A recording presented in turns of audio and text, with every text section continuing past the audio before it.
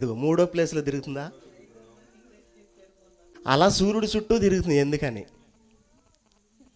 చెప్పండి? అలా సూర్యుని చుట్టూ ఎందుకు తిరుగుతున్నాయి? దేవుడు పనిచ్చాడు, తిరుగుతున్నాయి.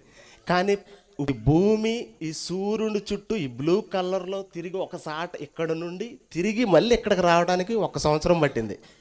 35 రోజులు. ఈ రోజుకి ఇది ఎక్కడ నుండి వెళ్ళి మళ్ళీ ఇదంతా తిరిగి వచ్చేసేసి ఇక్కడికి వచ్చింది.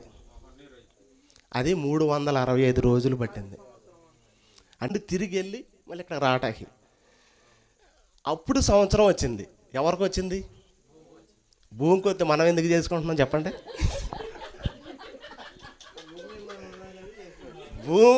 భూమి సూర్యుడు చుట్టూ తిరిగినందుకు అది హ్యాపీ న్యూ ఇయర్ చేసుకోవాలి. మనమే అసలు మనకి ఎలా తెలిసిద్ది అది తిరిగేది? క్యాలెండర్ ఎలా చెబుతుంది? ఆ ఋతువులు ఎలా చెప్పినాయి? భూమి ఇప్పుడు మనం ఎట్లా భూమి మీద ఇప్పుడు ఉన్నాం, మనం భూమి మీద ఎలా కూర్చొని ఉన్నాం.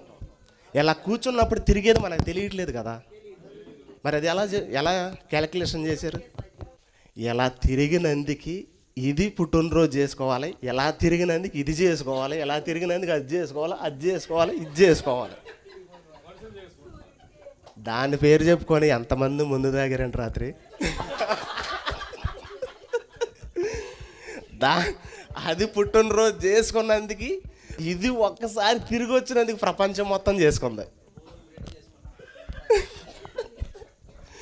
ఇది ఒకసారి సూర్యుడి చుట్టూ తిరిగింది అంతే.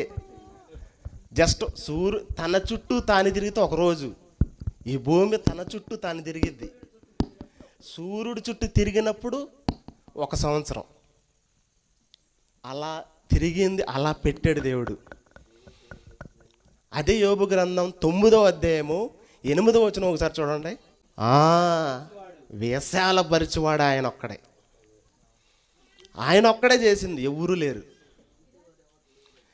ఒకవేళ వీటికి పేర్లు పెట్టినటువంటి వాళ్ళు ఎవరన్నా ఉన్నారాయా అంటే ఆయనే పెట్టింది. అది కూడా బైబిలే చెప్పింది. యెషయా గ్రంథం 40వ అధ్యాయం 26వ వచనం ఒకసారి చూడండి.